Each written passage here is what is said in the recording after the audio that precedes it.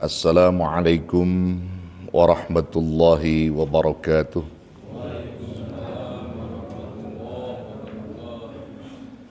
Bismillahirrahmanirrahim. Alhamdulillahil hadi liman yasha'u bi fadlih, al-mudillu liman yasha'u bi adlih. Wassalatu wassalamu ala man la nabiyya min ba'dih, sayyidina wa syafi'ina wa maulana Muhammad wa ala alihi wa sahbihi wa ba'du. Fayaqulullahu subhanahu wa ta'ala bi muhkami tanzilih wa huwa a'lamu bi muradih. Qalu subhanaka la ilma lana illa ma 'allamtana innaka antal alimul hakim.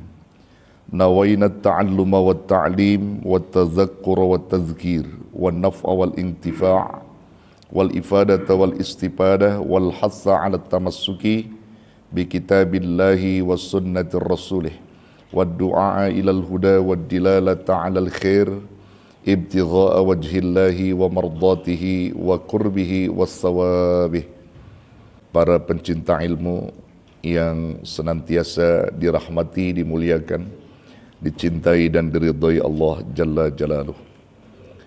Maksiat itu adalah satu perbuatan dosa yang melanggar daripada aturan-aturan Allah, syariah-syariah Allah. Jadi dibentur, dilanggar oleh dia, itulah maksiat. Bahkan maksiat itu sendiri di dalam bahasa Arab, ya, itu diambil dari kata dasar itu, ya, karena dia masuk kategori isim atau bentuk kata benda abstrak. Di situ punya tiga pola dia.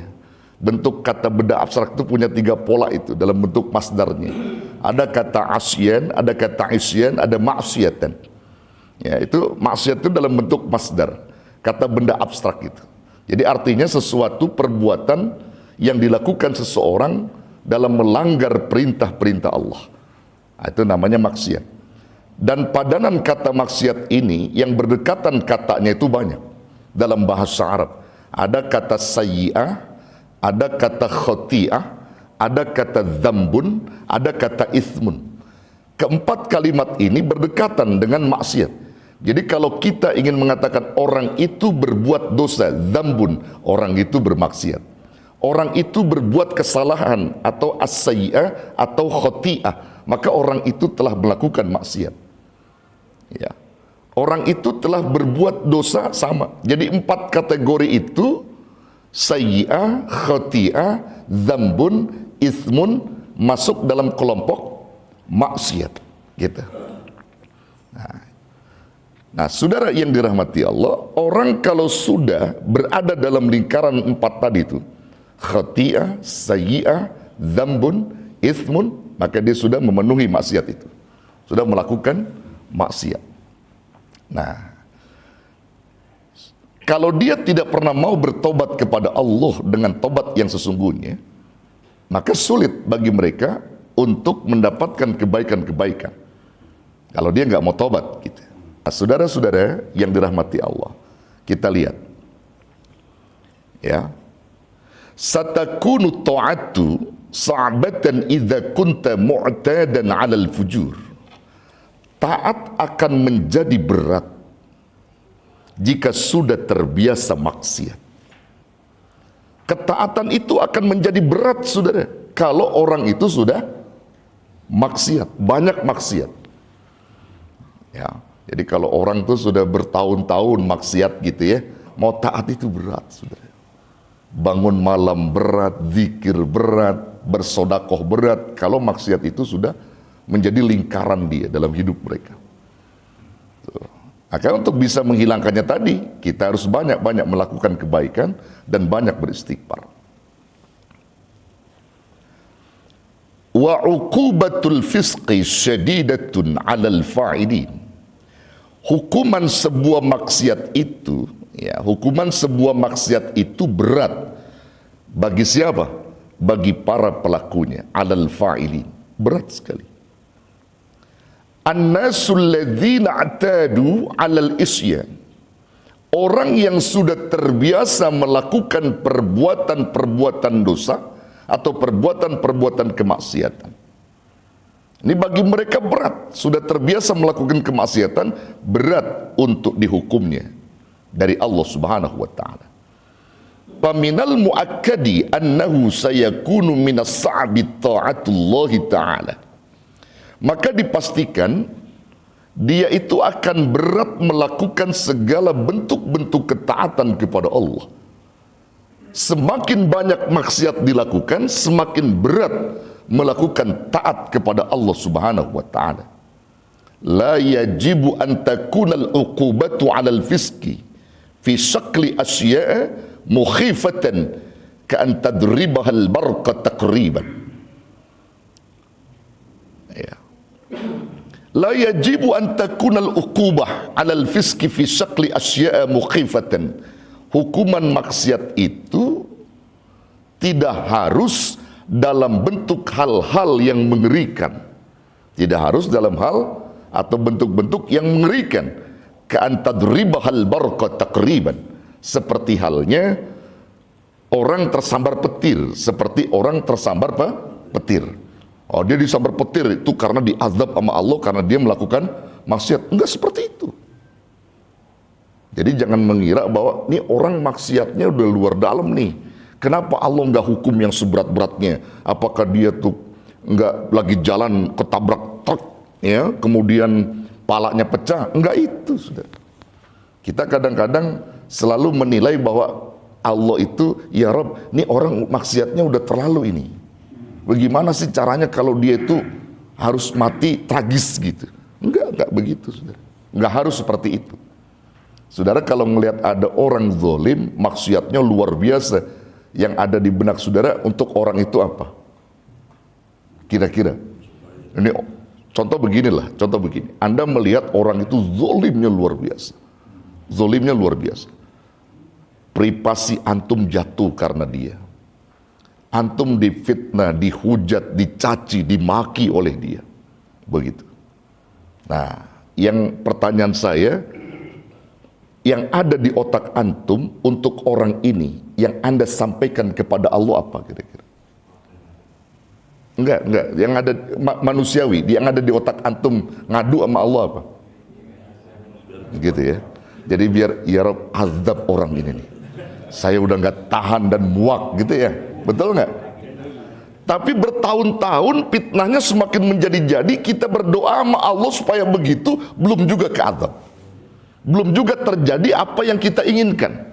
Apakah memang Allah sayang dengan dia?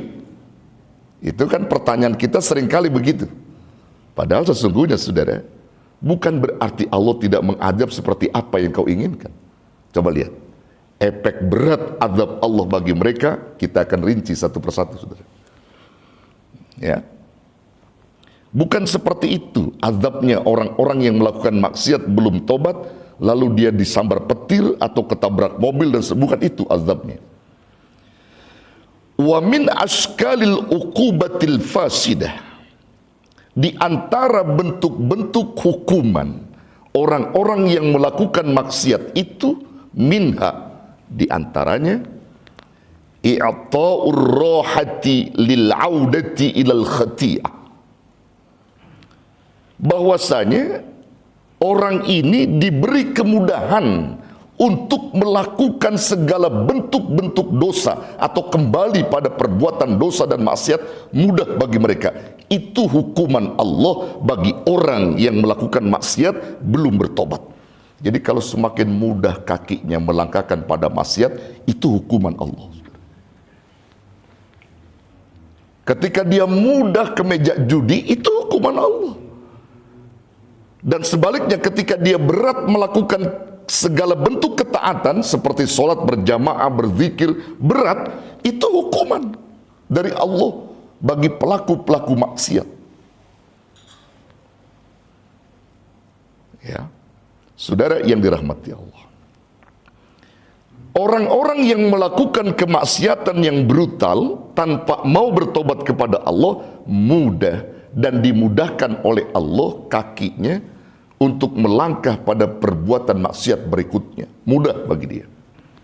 Na'udzubillah, summa na'udzubillah. Orang-orang yang ahli ibadah, ahli taat, yang dalam kehidupan mereka menghilangkan maksiat, misalnya begitu, mereka justru kebalik, mudah dalam taat, berat dalam maksiat. Itu kebalik. Kalau bagi mereka yang ahli taat, jadi mudah bagi mereka untuk taat, berat bagi mereka untuk maksiat. Bahkan ketaatan mereka itu tidak diukur dengan materi, saudara. Ya, tidak diukur dengan materi.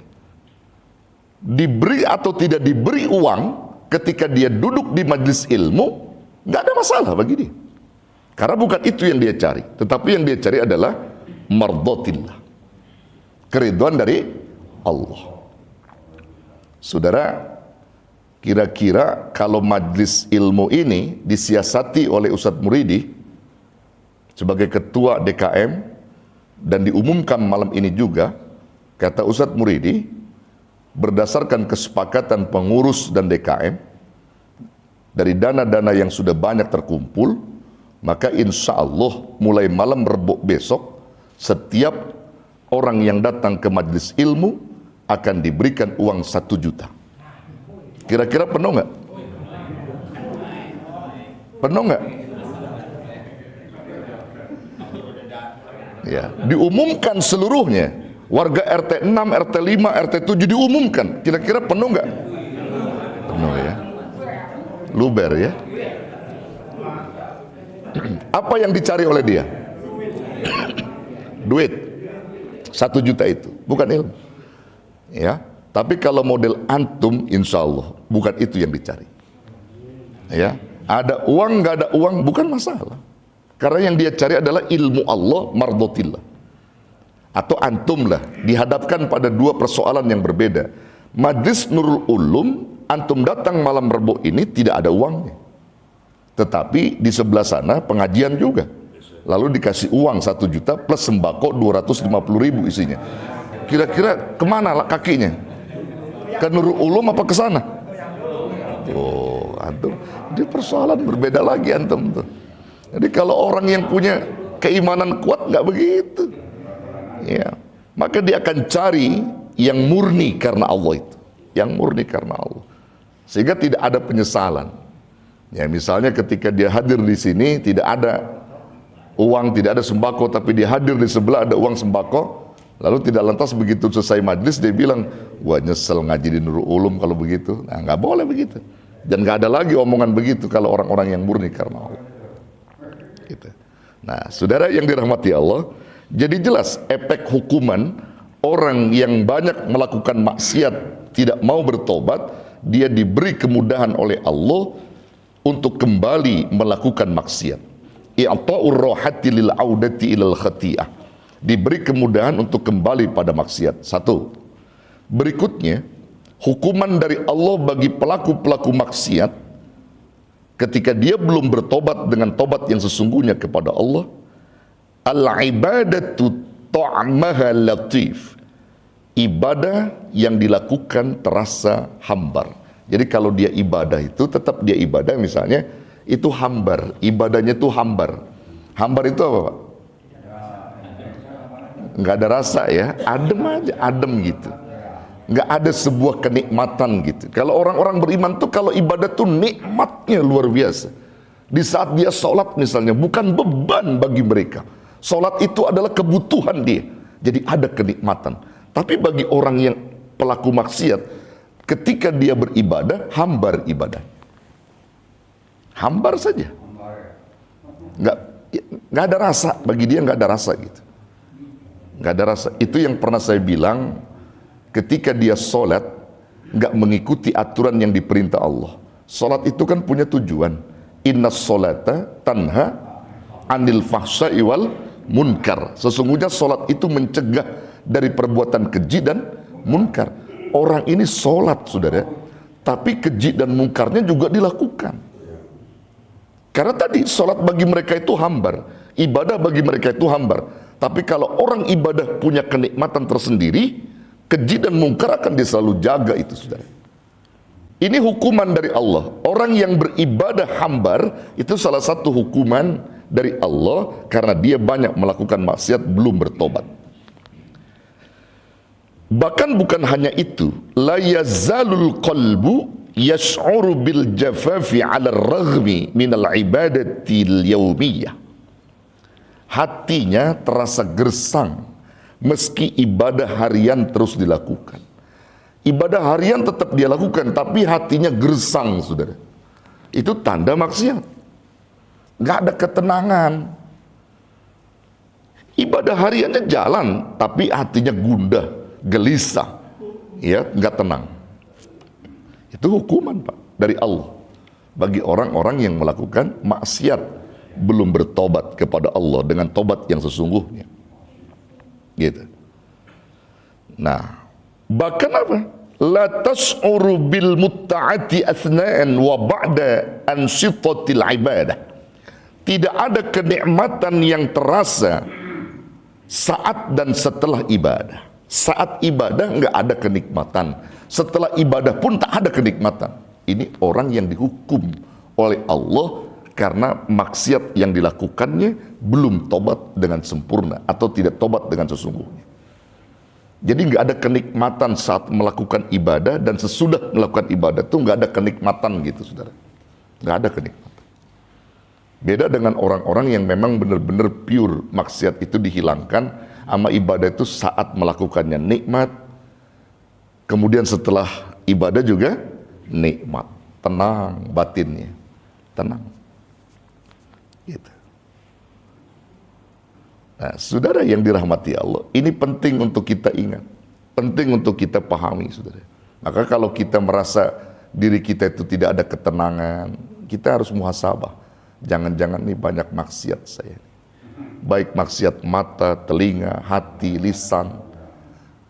Berat bagi saya untuk tidak ada ketenangan dalam ibadah ini. Itu harus muhasabah, saudara. Jangan diam saja. Harus muhasabah, segera kita beristighfar dan bertobat kepada Allah Subhanahu wa taala. Ya. As-salatu wadh-dzikru wa qira'atul Qur'an la tuntiju rahatal bal.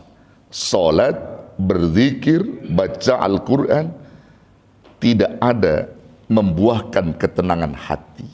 Jadi kalau dia salat, dia zikir, dia baca Quran, tidak ada ketenangan hatinya. Itu karena hukuman dari Allah. Karena dia belum tobat, Pak. Kan ada tuh orang yang ngaji Qurannya rajin, ya, sholatnya juga rajin gitu ya, tetapi ketenangan batinnya nggak ada. Ada nggak orang begitu? Ada. Itu dihukum sama Allah. Karena dia banyak maksiat. Terlebih bangun di waktu malamnya itu susah sekali. Bahkan nyaris bangun malam itu untuk tahajud nggak ada bagi dia. Nggak ada, Pak. Karena itu pelaku maksiat dihukum sama Allah. Ini pernah terjadi dialog seorang pemuda ahli maksiat dengan menyombongkan diri akan kemaksiatannya, dan dia bertanya kepada Al-Imam Hasanul Basri rahimahullahu ta'ala, seorang ulama besar. Dia bilang begini, "Asy-Syaikh, wahai Syekh, saya ini pelaku maksiat yang nggak mau tobat. Katanya orang maksiat itu dihukum sama Allah, tapi berpuluh-puluh tahun selama ini saya maksiat, mana hukuman Allah? Tak ada," katanya. Dia nantang gitu, saudara. Nggak ada hukuman Allah bagi saya. Maksiat jalan terus saya. Sombong dia dengan maksiat. Al-Imam Hasanul Basri rahimahullahu ta'ala anhu cuma bertanya sama dia, "Pernahkah kamu tahajud?" Tidak pernah, jawabnya. Itulah hukuman dari Allah. Tidak ada hukuman yang paling berat yang dihukum oleh Allah kepada seseorang kecuali berat untuk tahajud, berat untuk bangun di waktu malam sujud, dan itu adalah satu bentuk hukuman yang paling berat dari Allah bagi pelaku maksiat dan bagi orang seperti Anda. Jadi memang hukuman yang secara nyata belum dapat dia, tetapi ketika dia malas untuk tahajud, malas untuk berbuat kebaikan, itu hukuman yang paling berat dari Allah Subhanahu wa ta'ala. Melongo tuh anak muda. Jadi kalau antum tuh bangun malam berat gitu ya, bahkan gak pernah mau tahajud gitu, itu tanda itu, saudara. Tanda itu, saudara, bahwa itu pelaku maksiat-maksiat kita belum paripurna tobatnya gitu. Iya, berat. Sama bangun malam tuh berat gitu. Tapi kalau bangun malamnya kencing sih, ya bangun sendiri gitu. Ya kalau bangun malamnya kencing gitu. Ini bangun malam untuk tahajud itu berat, saudara. Itu hukuman, saudara, dari Allah Subhanahu wa Ta'ala. Hukuman gitu. Ya. Nah, maka pantas dikatakan minas sa'bi ada'u ibadati sunnah. Dan orang ini pun dihukum oleh Allah sulit untuk melakukan ibadah-ibadah sunnah. Sulit. Sama ibadah sunnah itu nggak mau dia, sulit. Itu juga termasuk hukuman bagi pelaku maksiat. Salatu akhirul lail la tuqamu abada. Salat di akhir malam itu tidak pernah dilakukan oleh dia. Saumus sunnah matrukun tamaman. Dan puasa-puasa sunnah total ditinggalkan oleh dia. Salat malam itu tidak pernah dilakukan.